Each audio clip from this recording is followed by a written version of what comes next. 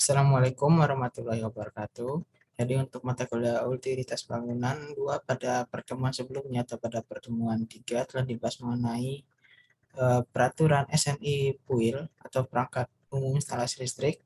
Nah, jadi untuk pertemuan keempat kali ini akan dibahas mengenai pencahayaan buatan untuk bangunan gedung. Jadi pencahayaan untuk satu bangunan, khususnya untuk bangunan gedung ini, ada dua macam. Yang pertama yaitu pencahayaan alami. Nah, pencahayaan alami ini untuk pencahayaannya dilakukan berdasarkan alam atau kondisi alam, yaitu menggunakan cahaya matahari. Nah, jadi dengan adanya jendela pada sebuah bangunan gedung, nah ini menyebabkan matahari masuk dan eh, memberikan pencahayaan kepada bangunan-bangunan yang ada dalam bangunan gedung. Jadi ada beberapa kelebihan dan kekurangan dari pencahayaan alami ini. Beberapa kelebihannya yaitu hemat biaya karena tidak bergantung pada energi listrik, serta tidak membutuhkan peralatan instalasi seperti pencahayaan buatan. Nah, namun kerugiannya pada intensitas cahaya ini tidak dapat dikendalikan. Nah, jadi misalnya jika pada suatu saat intensitas cahaya matahari sangat terang, maka akan sangat panas dan juga bisa misalnya pada saat musim hujan atau mungkin musim salju di beberapa negara, jadi intensitas cahaya mataharinya ini dapat berkurang. Jadi akibatnya pencahayaannya ini tidak konsisten. Nah, jadi pada umumnya dapat diperoleh melalui pintu jendela atau dengan cara memasang jendela kaca kaca di atap atau skylight. Nah, ini ada beberapa contoh penggunaan untuk pencahayaan alami bangunan. Yang paling kiri ini menggunakan light shelf, di mana light shelf ini teknik menggunakan ambalan. Ini ambalan atau asap ini pada sebagian jendela sehingga asupan cahaya masuk bisa dikurangi atau diarahkan ke titik yang lain, seperti pada gambar ini. Jadi penggunaan ambalan ini berfungsi untuk memantulkan sebagian cahaya yang tadinya mengarah langsung ke dalam ruangan menjadi terarah sebagian ke langit-langit ruangan.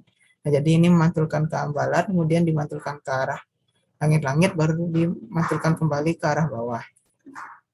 Dengan demikian, sebagian cahaya akan menerangi langit-langit ruangan dan memantulkan cahaya lebih lembut dan merata ke penjuru ruangan, sehingga nanti tidak akan menyebabkan silau terhadap pengguna ruangan ini. Jadi ada beberapa penggunaan lainnya ini yang tadi telah disebutkan, yaitu skylight, kemudian penggunaan jendela-jendela yang banyak pada satu bangunan, memudahkan cahaya matahari yang masuk. Jadi ini sebelah kanan ini salah satu contoh konsep bangunan yang memaksimalkan pencahayaan alami, di mana cahaya matahari dapat masuk dan dapat menerangi seluruh bangunan atau ruang-ruang yang ada di dalam bangunan tersebut. Namun untuk pencahayaan alami ini tidak dapat menerangi sebuah bangunan terus-menerus selama 24 jam. Nah, jadi ada kalanya di mana pencahayaan alami ini digantikan dengan pencahayaan buatan. Nah, jadi di Indonesia sendiri untuk pencahayaan alami ini misalnya dapat digunakan mulai terbit matahari, misalnya mulai pada jam 6 hingga tenggelamnya jam 6 pagi dan tenggelamnya matahari pada jam 6 sore. Nah, kurang lebih dapat digunakan cahaya alami ini pada satu bangunan di Indonesia kurang lebih selama 12 jam. Nah, namun untuk di negara-negara lain, misalnya pada musim panas, maka siangnya lebih lama, dapat menggunakan cahaya alami ini dengan durasi yang lebih lama dibandingkan cahaya buatan. Namun jika pada musim dingin, di mana cahaya matahari lebih sedikit durasinya, maka pencahayaan buatan sangatlah dibutuhkan untuk menerangi ruangan yang ada pada satu bangunan. Nah, mari sama-sama kita perhatikan untuk pencahayaan alami ini terdapat kelebihan dan kekurangan. Jadi pada slide sebelumnya telah dijelaskan secara sekilas. Nah, mari kita lihat untuk yang lebih rincinya. Di mana untuk pencahayaan alami ini kelebihannya bersifat alami, di mana cahaya alami ini menggunakan matahari memiliki nilai-nilai baik fisik maupun spiritual yang tak tergantikan oleh cahaya buatan. Kemudian tersedia berlimpah dan dinamis, tersedia secara gratis, dan terus terbaharui, tidak ada habis-habisnya sampai matahari mati. Kemudian memiliki spektrum cahaya lengkap, memiliki daya panas dan kimiawi yang diperlukan bagi makhluk hidup di bumi.